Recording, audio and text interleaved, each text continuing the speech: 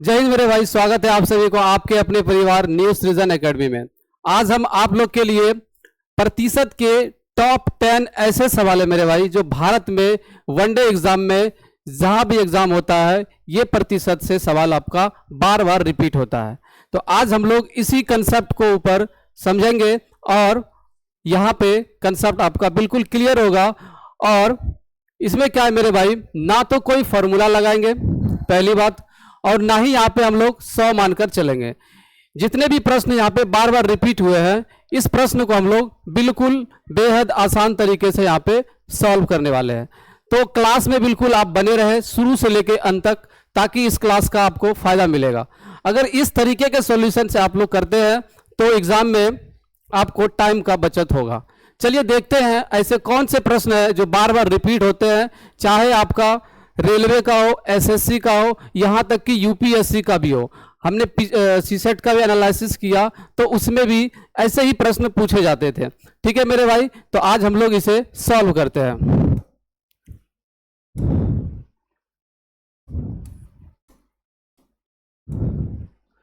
पहला प्रश्न हमारा बहुत ही प्यारा सा शानदार सा प्रश्न है। प्रश्न कहता है the price of a scooter increases successively by 10%, 25% and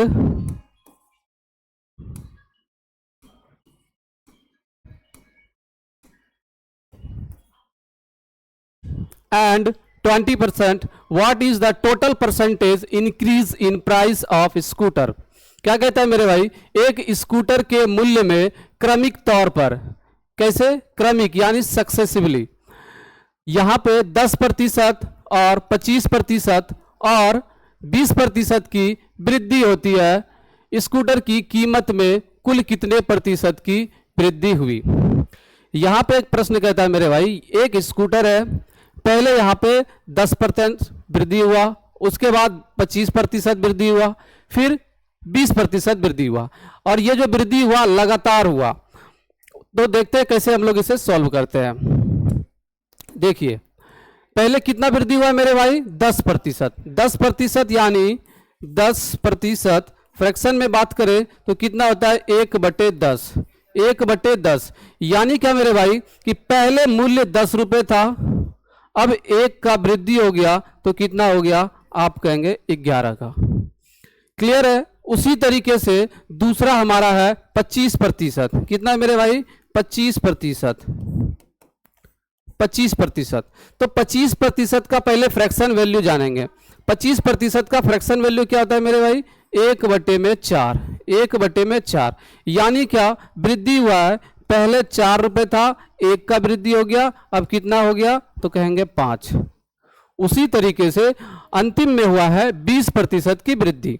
20% क्या होता है मेरे भाई फ्रैक्शन में, आप कहेंगे 1/5। 1/5 यानी पहले हमारा 5 था और 1 का यहां पे इंक्रीज हुआ तो कितना हो गया, 6 का। क्लियर है। अब पूछता है हमसे कि स्कूटर की कीमत में कुल कितने प्रतिशत की वृद्धि हुई, यानी हमसे फाइनल वैल्यू पूछता है। देखो मेरे भाई, पहले 10 था, फिर 11, पहले 4 था, फिर 5, पहले 5 था, फिर 6। तो ये हमारा जो रेशियो था ये हमारा पहले का है, ठीक है, और जो फाइनल आया है ये हमारा बाद का है। क्लियर है यहाँ तक। अब क्या कर लेंगे, इन तीनों को एक साइड अगर मल्टीपल करते हैं तो पहले जो उसकी प्राइस थी वो निकल के आएगा रेशियो में। उसी तरीके से अगर बाद वाला हम लोग मल्टीपल करते हैं तीनों को तो यहाँ पे फाइनल की वैल्यू निकल के आएगा। क्लियर है। तो देखिए, और एक तरीका इसमें यह भी है आसान करने का, अगर रेशियो में कट रहा है तो पहले उसे कटाएंगे। देखिए यहाँ पे 5 से ये 5 खत्म, फिर देखो 3 से चला गया, यहाँ पे 2 से। क्लियर है। अब इधर क्या बचा मेरे भाई, 10 और 2, तो 10 दूनी यहाँ पे क्या हो जाएगा, 20। क्लियर है। और 11 और 3 कितना हो गया, 33। यानी क्या निकल के आया मेरे भाई कि पहले 20 था अब 33 हो गया, पहले 20 था अब 33 हो गया, तो कितने का इंक्रीज हुआ मेरे भाई, कहेंगे 13 का।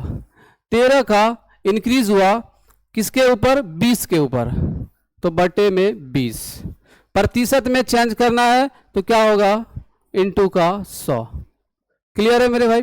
अब 20 के टेबल से ये कितने बार में गया, 5 बार में, तो 13 बचे क्या हो जाएगा, 65% इसका करेक्ट आंसर हो जाएगा। ऑप्शन नंबर सी हमारा यहाँ पे करेक्ट हो जाएगा। क्लियर है मेरे भाई। हमने कहा कि एक स्कूटर है, पहले 10% की वृद्धि, फिर 25% की वृद्धि और फिर 20% की। यहाँ पे 3 तरीके से वृद्धि किया गया और ये तीनों लगातार हुआ। तो हमने कहा कि 10% का पहले फ्रैक्शन वैल्यू जानो, तो 1/10, 10 का पहले मूल्य था 1 की वृद्धि हो गया, फिर 11। उसी तरीके से 25% था तो इसकी फ्रैक्शन वैल्यू 1/4, यानी पहले 4 था तो 1 यूनिट की वृद्धि हो गई तो बाद में 5। उसी तरीके से 20% 1/5, यानी पहले 5 था, 1 का वृद्धि हो गया तो यहाँ पे कितना हो गया, 6। अब हमने कहा फिर कि अगर पहले वाले रेशियो को गुना करते हैं तो पहले वाला वैल्यू निकल के आएगा 20 और बाद वाले को करते हैं तो बाद वाला वैल्यू आ गया 33, यानी पहले 20 था अब 33 हो गया तो इंक्रीज हुआ 13 का। 20 के ऊपर प्रतिशत में चेंज करना था, इंटू का 100, तो कितना निकल के आया, 65% इसका फाइनल यहाँ पे स्कूटर में इंक्रीज हुआ। क्लियर है, आगे चलते हैं। प्रश्न नंबर दूसरा, the price of a watch increases successively by 12.5%, 20% and 33.33%. What is the total percentage increase in price of scooter?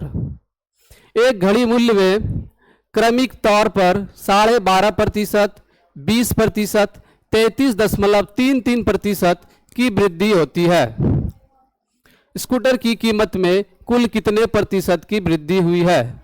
यहां पे वॉच की जगह क्या है मेरे भाई, स्कूटर।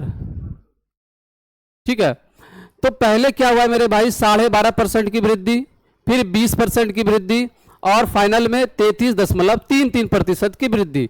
तो 12.5% क्या होता है मेरे भाई, ये समझते हैं। 12.5% ये कितना होता है, 1/8, यानी क्या मेरे भाई, पहले 8 था अब 1 की वृद्धि हो गया तो यहां से कितना हो गया, 9। उसी तरीके से दूसरा जो वृद्धि हुआ है वो हमारा 20%, कितना, 20%। 20% कितना होता है, 1/5। क्लियर है, यानी पहले 5 था, 1 का वृद्धि हो गया तो कितना हो गया, 6। अब 33.33% का क्या वैल्यू होता है मेरे भाई, आप कहेंगे 1/3, यानी क्या मेरे भाई, पहले 3 था और 1 की वृद्धि हो गया तो अब यहाँ पे 4 हो गया। फिर कहा हमने अगर पहले वाले रेशियो से मल्टीपल करते हैं तो हमारा पहले वाला वैल्यू निकल के आ जाएगा, यानी ये हमारा हो जाएगा पहले वाला और ये हमारा बाद वाला। और एक चीज हमने कहा कि अगर रेशियो में यहाँ पे कट रही है, चाहे वो आमने सामने हो या अगल बगल हो, अगर कट रही है तो पहले उसे कटाएंगे। यहाँ पे देख पा रहे हैं 4 के टेबल से 8 खत्म, कितने बार में, 2 बार में। 3 के टेबल से 9 कितने बार में, 3 बार में। अब बचा क्या, 2 और 5, तो 2 पंचे 10, 3 और 6, 3 6 18, यानी पहले स्कूटर की कीमत थी 10, अब हो गया 18। पहले 10 थी अब 18 हो गया, यानी 8 का यहाँ पे वृद्धि हुआ है। किसके ऊपर मेरे भाई, 10 के ऊपर प्रतिशत में चेंज करना है तो इंटू का 100, 0 से 0 खत्म और 8 दहाई कितना, 80% हमारा करेक्ट आंसर हो जाएगा। ऑप्शन नंबर ए हमारा यहाँ पे क्लियर हो जाएगा। क्लियर है मेरे भाई। इसी तरीके से अगर कंसेप्ट के ऊपर चलेंगे तो एग्जाम में काफी ज्यादा हेल्प होने वाली है। ना तो कोई इसमें फॉर्मूला लगाए, ना ही हम कोई वैल्यू एज्यूम किए, बिल्कुल लॉजिकली तरीके से सॉल्व किए और आंसर हमारा चंद सेकंडों में यहाँ पे निकल के आ गया। अब आगे देखते हैं। ये देखो मेरे भाई, ये ऐसे प्रश्न है मेरे भाई, रेलवे हो या चाहे स्टेट पुलिस हो, बार बार ये प्रश्न हमारा यहाँ पे रिपीट होता है। देखो, ना तो कोई फार्मूला लगाएंगे, ना वैल्यू एज्यूम करेंगे, बिल्कुल स्मार्ट अप्रोच के साथ इसे सॉल्व करेंगे। प्रश्न कहता है the cost of apples is increased by 20% and then decreased by 20%. What is the net percentage decreases? सेब की कीमत में 20% की वृद्धि की जाती है। कितने परसेंट की मेरे भाई? 20% की। और फिर 20% की कमी की जाती है। शुद्ध प्रतिशत कमी क्या हुआ, यानी फाइनल में कितने परसेंट की यहाँ पे कमी हुई, हमसे प्रश्न ये पूछा जा रहा है। यहाँ पे सेब की जो कीमत है, पहले 20% की वृद्धि, फिर 20% की कमी। आप देख पा रहे होंगे मेरे भाई, यहाँ पे डाटा सेम है। कुछ मित्र ऐसे हैं मेरे कि एक बार देखेगा 20% की वृद्धि और एक बार देखेगा 20% की कमी, तो ऑप्शन में ढूंढेगा कि नो चेंज। ऐसा बिल्कुल नहीं है। देखो, एक बार 20% वृद्धि यानी क्या मेरे भाई, 20% होता है 1/5। 20% कितना होता है मेरे भाई, 1/5। पहले 5 था, 1 का वृद्धि हो गया, कितना हो गया, 6। फिर कहता है 20% की कमी, तो 20% का फ्रैक्शन वैल्यू तो 1/5 ही है। पहले 5 था, अब 1 का कमी हो गया, तो कितना हो गया मेरे भाई, 4। अब हम लोग क्या कर लेंगे, मल्टीपल। पहले वाला रेशियो करेंगे तो पहले वाला मूल्य निकल के चला आएगा, अगर बाद वाला फाइनल वैल्यू के साथ गुना करेंगे तो बाद वाला वैल्यू निकल के चला आएगा। तो 5 5 कितना हो गया, 25, और 6 चौका 24। यानी सेब का मूल्य पहले 25 था, अब 24 हो गया। पहले 25, अब 24, तो कितने का कमी, आप कहेंगे 1 का। किसके ऊपर मेरे भाई, 25 के ऊपर। और प्रतिशत में बदलने के लिए 100 का मल्टीपल। तो 25 के टेबल से ये कितने बार में चला गया, 4 बार में। और यहाँ पे कमी था, तो 4% की क्या हो गया मेरे भाई, यहाँ पे कमी हो गया। क्लियर है। हम कहते हैं अगर ये कंसेप्ट यहाँ पे क्लियर है तो इसको भी लगाओ, नहीं तो देखो इसका सिंपल सा ट्रिक होता है मेरे भाई। अगर डाटा यहाँ पे सेम हो और कहा जाए कि एक बार वृद्धि हुआ है फिर एक बार कमी हुआ है, तो बिल्कुल आसान है। क्या करेंगे, डाटा का स्क्वायर अपॉन में 100, डाटा का स्क्वायर अपॉन में 100। अब देखो मेरे भाई, मात्र 1 सेकंड में आंसर निकालोगे। 20 का स्क्वायर कितना होता है मेरे भाई, आप कहेंगे 400, अपॉन में क्या होगा, 100। 0 से 0 कैंसिल, आंसर कितना निकल के आ गया, 4%। 4%, ऑप्शन नंबर डी हमारा यहाँ पे क्लियर हो गया। तो कितना आसान है मेरे भाई, आप फार्मूला लगाएंगे या फिर वैल्यू एज्यूम करेंगे, उसकी कोई ज़रूरत नहीं है। या तो ये कंसेप्ट लगाओ और या फिर इस तरीके पे चलो, आंसर 1 सेकंड में यहाँ पे आप निकाल के तैयार हो जाओगे। इसी तरीके से आगे चलते हैं। कुछ प्रश्न ऐसे हैं जो आपको कमेंट बॉक्स में करके बताने हैं। ये देखो मेरे भाई, किताब की कीमत में 11% की वृद्धि की जाती है, फिर 11% की कमी की जाती है। शुद्ध प्रतिशत कमी क्या हुआ, नेट परसेंटेज डिक्रीजेस। अब एक बार 11% की वृद्धि, फिर 11% की कमी। डाटा क्या है मेरे भाई, यहाँ पे सेम है, तो हम बताएं कि डाटा लो, उसका स्क्वायर और अपॉन में 100। डाटा कितना मेरे भाई, 11, तो 11 का स्क्वायर 121 अपॉन में 100। और इस केस में क्या होता है, कमी होता है। अब 2 0 है तो 2 अंक के बाद दशमलव, 1.21% की कमी निकल के आ गया। ऑप्शन नंबर बी हमारा यहाँ पे करेक्ट हो जाएगा। क्लियर है मेरे भाई, आगे चलते हैं। देखिए ये प्रश्न आप लोग कमेंट बॉक्स में इसका आंसर जरूर करें, ठीक है। आगे देखते हैं। The reduction of 20% in the price of rice enables a person to obtain 50 kg more for 450 rupees. Find the original price of rice per kg. प्रश्न कहता है मेरे भाई कि चावल की कीमत में 20% की कमी एक व्यक्ति को 450 रुपये में 50 kg अधिक चावल प्राप्त करने में सक्षम बनाती है। यहाँ पे क्या हुआ मेरे भाई कि कोई चावल की यहाँ पे फिक्स प्राइस है। यहाँ पे जब 20% कमी होता है तो वो व्यक्ति जो पहले 450 रुपये में चावल खरीदता था, आज क्या करता है, वो 50 kg अधिक खरीद पाता है। रीजन क्या है मेरे भाई, क्योंकि कीमत में 20% की कमी हो चुकी है। तो हमसे पूछा जा रहा है चावल का मूल मूल्य प्रति केजी क्या है, वास्तविक मूल्य क्या है, यानी पहले वह किस हिसाब से खरीदता था प्रति केजी, ये हमसे पूछा गया है। हम कहते हैं मेरे भाई यहाँ पे 20% की कमी होता है, उसी के वजह से यह 50 केजी अधिक खरीदता है। अगर 20% की कमी नहीं होती तो वह व्यक्ति 450 रुपये में जो पहले चावल खरीदता था वह आज भी खरीदता। 20% कमी हो गई, उसी के वजह से 50 केजी अधिक खरीद पा रहा है। तो हम कहते हैं अगर 100% की कमी हो जाती तो हम कहते हैं 20% का वैल्यू ही यहाँ पे 50 केजी है। कितना है मेरे भाई? 50 केजी है। तो अगर यहाँ पे कहा जाए कि हम कहते हैं 100% कमी कर देते तो कितना हो जाएगा? यह इसका 5 गुना है, तो इधर भी हम लोग 5 गुना कर लेंगे तो 250 केजी। कितना? 250 केजी। तो 450 रुपये में, तो अगर 450 से अभी हम लोग डिवाइड कर देंगे, अब 250 केजी में 450 रुपये से डिवाइड कर देंगे तो ये हमारा जो प्रेजेंट में खरीद पा रहा है वो निकल के आएगा। जो प्रेजेंट में खरीद पा रहा है वो निकल के आएगा। लेकिन 50 केजी अधिक खरीद रहा है, तो पहले कितना खरीदता होगा मेरे भाई? 200 केजी। अभी जो प्रेजेंट में निकला 250, 50 केजी अधिक खरीद पा रहा है, तो पहले कितना खरीदता होगा? 200 केजी। यानी 200 केजी यहाँ पे खरीदता था किस पैसे से? 450 रुपये से। 0 से 0 कैंसिल, 5 से 9 और यहाँ से 4, 4 बटे कितना हो गया? 9। पैसे कितना है मेरे भाई यहाँ पे? 450।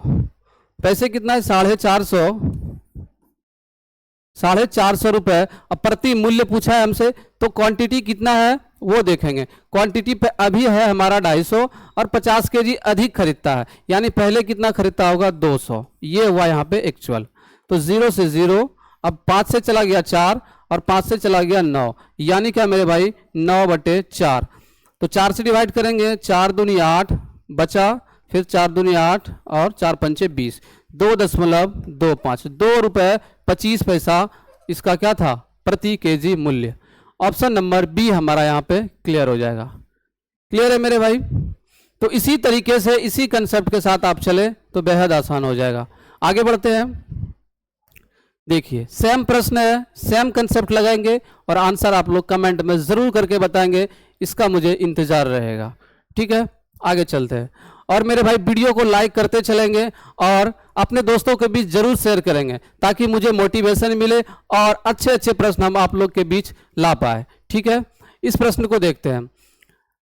प्रश्न कहता है, Ram losses 12% of his money and after spending 75% of the remainder is left with 616। How much money did Ram have initially? Ram अपने धन का 12% खो देता है। क्या करता है मेरे भाई? यहाँ पे 12% खो देता है और शेष का 75% खर्च करने के बाद उसके पास 616 रुपये बचता है। राम के पास शुरू में कितना पैसा था, ये हमसे पूछा गया। देखो यहाँ पे कोई भी व्यक्ति का अगर इनकम होता है मेरे भाई, वह अपने आप में कितना होता है? 100%। तो हम लोग ना तो इसमें 100 मानेंगे, ना कोई फॉर्मूला लगाएंगे, एक ही कंसेप्ट बताए हैं, उसी कंसेप्ट पे चलेंगे। क्या है कंसेप्ट वो देखते हैं। भाई खोता कितना है? 12%। हम कहते हैं 12% का फ्रैक्शन वैल्यू जानो।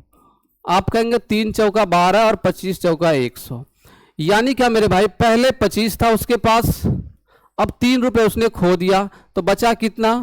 22 रुपये। क्लियर है? ये हमारा पहले का रेशियो रहेगा और ये हमारा बाद का। पहले 25 था, 3 रुपये खो दिया, बचा कितना? 22। उसके बाद कहता है शेष का 75% खर्च करने के बाद उसके पास 616 रुपये बचता है। मेरे भाई उसने फिर से 75% खर्च कर दिया, तो 75% क्या होता है फ्रैक्शन में? आप कहेंगे 3/4। 3/4 यानी 4 रुपये में से 3 रुपये उसने खर्च कर दिया। 4 रुपये में से 3 रुपये उसने खर्च कर दिया, तो कितना बचा? 1। ठीक है, अब देखते हैं कि फाइनल में उसे कितना बचा। तो यहां से देख लो, 25 चौका 100 और 22 एका में 22, यानी क्या मेरे भाई? पहले उसके पास 100 रुपये था, अभी बच रहा है 22 रुपये।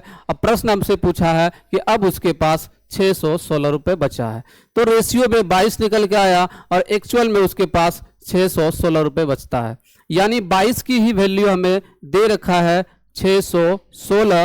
और पूछता है कि राम के पास शुरू में कितना पैसा था, तो शुरू का वैल्यू क्या निकल के आया? 100। तो यहाँ से हम लोग 100 का वैल्यू निकाल लेंगे। तो 616 ऊपर और 22 नीचे, इंटू में 100। क्लियर है? इसे देख लेते हैं, 22 से जाएगा ये कितने बार में? 22 तिया 66 तो नहीं जाएगा। 22 दूनी 44, 22 दूनी 44 बचा 6, और 22 तिया 22 दूनी 44, 7 और 22 8 यानी 28। तो 28,000 में क्लियर हो गया। तो 28 इंटू में 100 कितना हो गया मेरे भाई? 2800। शुरू में राम के पास यह क्या था? पैसा। ऑप्शन नंबर सी हमारा यहाँ पे क्लियर हो जाएगा। क्लियर है? आगे बढ़ते हैं। ये देखिए, a man losses 20% of his money and after spending 85% of the remainder he is left with 120. how much did he have at first?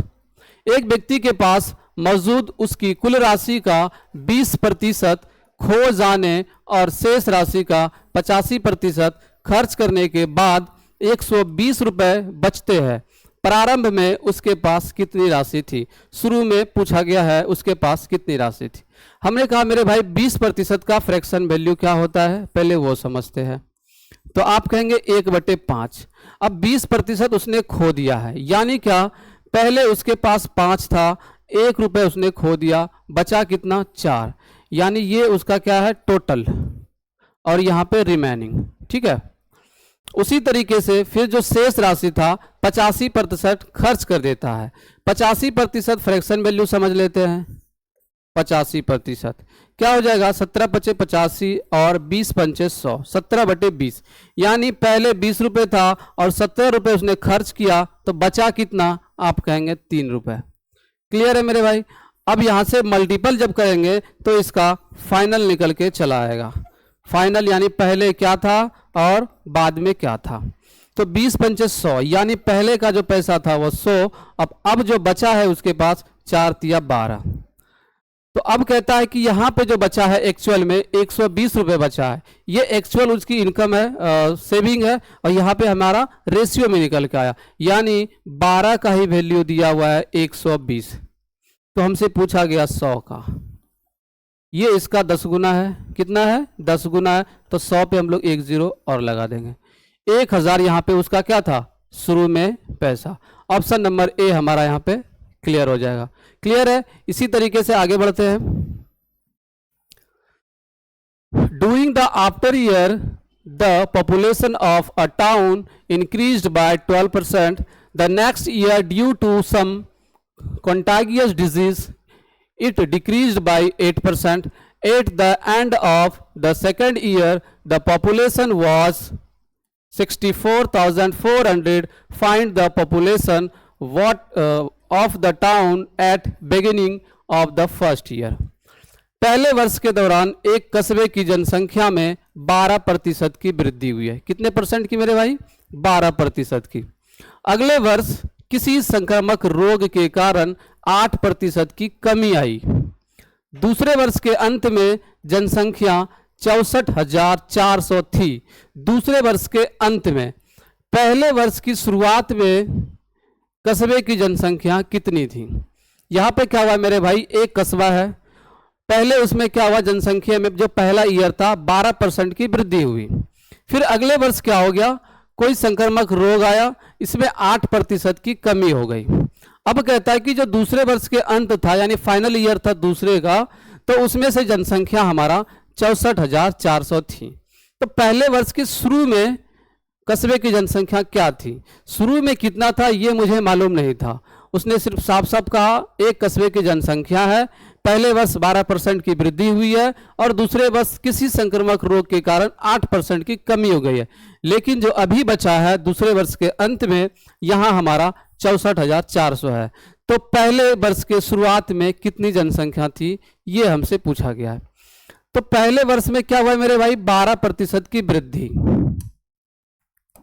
12% का फ्रैक्शन वैल्यू क्या होता है? 12%। 3 चौका 12 और 25 चौका 100। ये हमारा ओरिजिनल होता है और यहाँ पे ये हमारा चेंजिंग का फैक्टर होता है। चाहे घटेगा तो यहाँ पे घटाएंगे, अगर बढ़ेगा तो बढ़ाएंगे। तो कहता है कि 12% की वृद्धि हुआ है।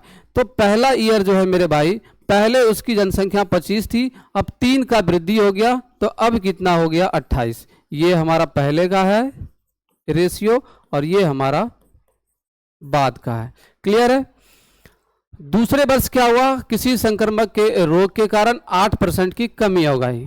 दूसरे वर्ष 8% का फ्रैक्शन वैल्यू क्या होता है मेरे भाई, 8%, 2 चौका 8 और 25 चौका 100।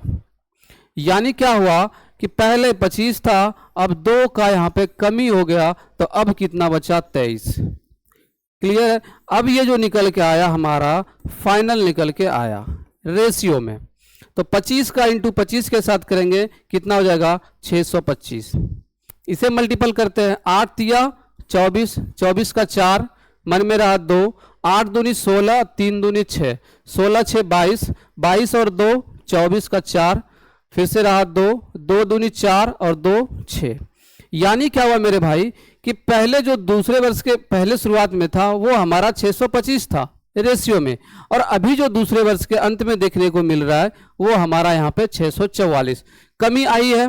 लेकिन यहाँ पे कहता है दूसरे वर्ष के अंत में 64,400 थी, तो रेशियो में कितना निकल के आया, 644। तो मेरे भाई इसी का तो वैल्यू दे रखा है, 644 का ही वैल्यू दे रखा है, 64,400। क्लियर है।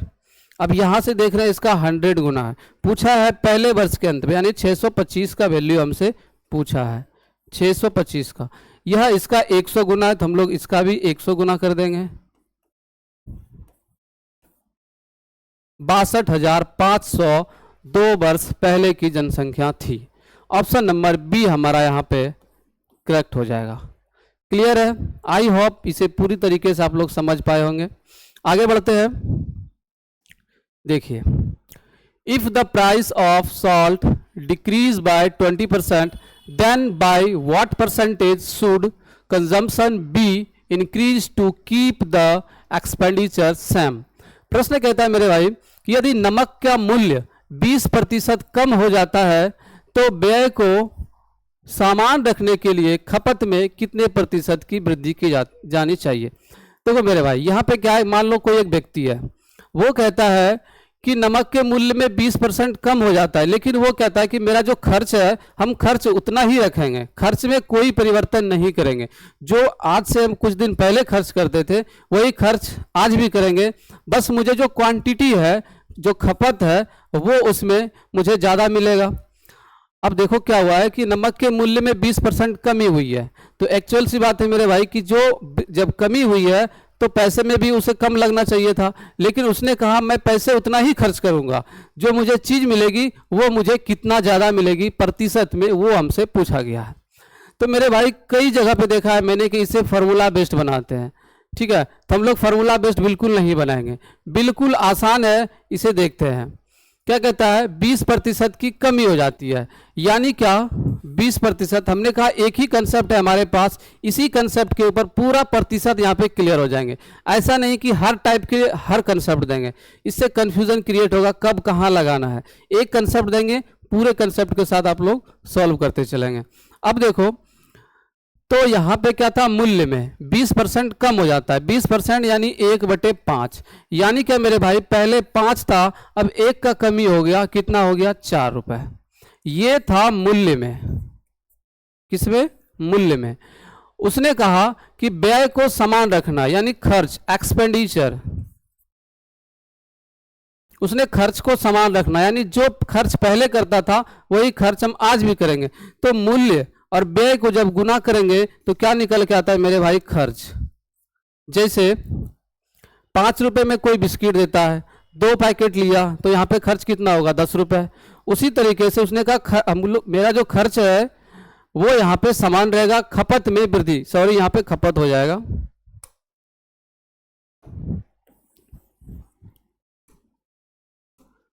खपत, ठीक है, खपत। यानी क्या करना होगा उसे कि पहले 4 था, अब उसे 5 लेना होगा, पहले 4 था, अब उसे 5 रुपए, ताकि चीजें बराबर हो जाएगा। खपत कितना हो जाएगा, 4 पंचे 20, और यहां से भी क्या हो जाएगा, 20, तो यहां पे खपत क्या हो जाएगा, उसका बराबर हो जाएगा। तो हमने कहा क्या कि अगर खपत बराबर करनी है, जो पहले चाहिए था वही चीजें, तो यहाँ पे क्या करना होगा, एक्चुअल वैल्यू करना पड़ेगा। यानी पहले 4 और अब कितना, 5, तो वृद्धि कितने का हो गया, 1 का, पहले 4 अब कितना, 5, तो 1 का वृद्धि हो गया 4 के ऊपर, प्रतिशत में बदलने के लिए 100 का मल्टीपल। तो यहाँ से काटपीट करेंगे, कितना हो जाएगा 25%। उसे खपत में कितने प्रतिशत की वृद्धि करनी होगी? कितना मेरे भाई? 25%। तो कल को ये कहा जाए कि यदि नमक के मूल्य में 10% कमी करते हैं तो व्यय को समान रखना है, खर्च को समान रखना है, तो खपत में कितने प्रतिशत की वृद्धि होगी? तो हमने कहा मेरे भाई क्या होता है, मूल्य, जो भी मूल्य है इनटू खपत किसके बराबर होता है? खर्च के बराबर। तो ये चीजें हैं। अब इसी चीजें को अगर हम फार्मूला पे लेके चलते तो टाइम लगता, लॉजिकली सॉल्व करें, आंसर इस तरीके से निकाल के ले आएंगे। ठीक है, आगे बढ़ते हैं। ये देखो सेम प्रश्न है मेरे भाई, इसका आंसर आप लोग कमेंट बॉक्स में करेंगे। प्रश्न कहता है चीनी के भाव में 14.2/7% की कमी हुई, खपत में कितने प्रतिशत बढ़ा दिया जाए ताकि खर्च में कोई बदलाव ना हो? एक तरीका और है इसका मेरे भाई, ये देखो एक तरीका हमने बताया नहीं और इससे भी इजी है। इसने कहा 20% कम हो जाता है, व्यय को समान रखने के लिए खपत में कितने प्रतिशत की वृद्धि करनी है? तो कुछ नहीं देखना, इसमें देखना है कि कहा जा रहा है वृद्धि, तो हम लोग उल्टा कर लेंगे, कमी। देखो 20 ले लिया, 20 तो प्रश्न में ही दिया था, इसने पूछा कितने परसेंट की वृद्धि करना है, तो आप क्या करना है? उल्टा करना है। तो 100 में से 20 चला गया 80, और प्रतिशत में बदलने के लिए 100 का मल्टीपल। काटपीट कर लेते हैं, 0 से 0 कैंसिल, 2 से 4 और 4 से यहां पे हमारा 25% इसका करेक्ट आंसर हो जाएगा। तो मेरे भाई ये भी सोल्यूशन नहीं करनी है, इससे भी आसान है ये। हमने सीधा कहा डाटा देखना है, यदि नमक के मूल्य में 20% कमी हो जाता है, व्यय को समान रखना है, ये सब कुछ भी मत देखो, साफ साफ देखना है लास्ट में क्या कहा। लास्ट में कहा कितने परसेंट की वृद्धि करना है, तो आपको एक ही चीज करना है, कमी कर देना है। 20 प्रश्न में था, 100 में से 20 चला गया 80, प्रतिशत में बदलने के लिए 100 का मल्टीपल। सेम प्रश्न है, इसका आंसर आप लोग कमेंट बॉक्स में करेंगे। 14.2/7% कितने प्रतिशत बढ़ा दिया जाए? यहाँ पे क्या है? बढ़ा दिया जाए। तो आप क्या करेंगे? कम कर देंगे। 14.2/7 100 में से माइनस कर लेंगे, प्रतिशत में बदलने के लिए 100 का मल्टीपल। उसी तरीके से आप लोग आंसर इसका कमेंट बॉक्स में करेंगे। आगे बढ़ते हैं। बस आज के लिए इतना ही था मेरे भाई। वीडियो देखने के लिए आपका बहुत बहुत धन्यवाद। वीडियो अच्छी लगी अपने दोस्तों के बीच जरूर शेयर करें और लाइक जरूर करें, और कमेंट में करके बताएं आपसे कितना हो पाया, और जितना भी यहाँ पे प्रैक्टिस के लिए प्रश्न था उसे आंसर जरूर करें। धन्यवाद।